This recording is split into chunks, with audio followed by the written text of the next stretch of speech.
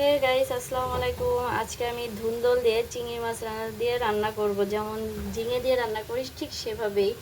Guys দেখুন, এখানে মশলাটা নিয়েছি ঝাল, পেঁয়াজ, তেতো করা, রসুন বাটা, আর এই হলো চিংড়ি মাছ। এই দিয়ে আজকে আমি ধুন্দল রান্না করব। গাইস সাথে থাকুন, দেখতে থাকুন।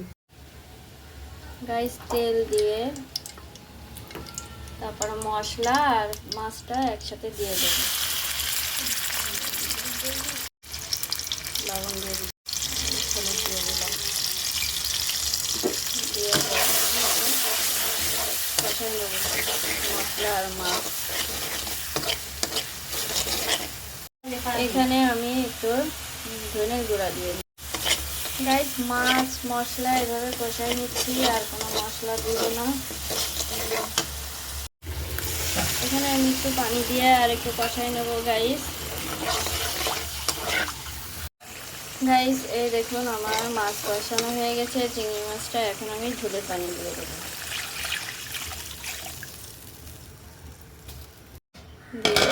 ঢেকে দিলাম। গাইস দেখুন উতলাই গেছে, এখন আমি ঝিঙে মতো করে এই ধুন্দল দিয়ে দিলাম।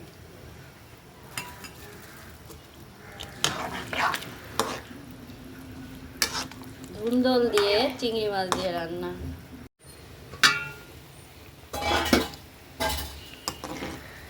গাইস এই দেখুন রান্না হয়ে গেছে প্রায়।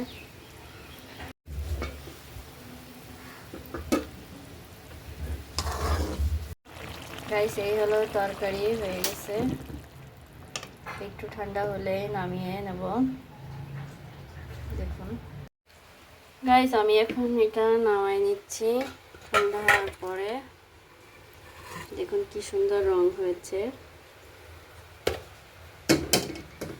ধুন্দল দিয়ে চিংড়ি মাছ দিয়ে তরকারি। গাইস যদি আমার এই রান্নাটা আপনাদের ভালো লেগে থাকে, বেশি বেশি করে একটু লাইক করবেন, শেয়ার করবেন, সাবস্ক্রাইব করে দিবেন।